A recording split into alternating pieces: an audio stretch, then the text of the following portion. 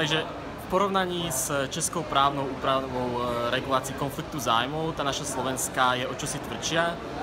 Sankcie, ktoré môžu verejní funkcionári dostať za uprednostňovanie svojich súkromných záujmov pred verejnými, môžu byť aj pokuta až do výšky 1-ročného platu, prípadne v prípade opakovaného porušenia môže recidivista dostať sankciu straty svojho mandátu alebo verejnej funkcie.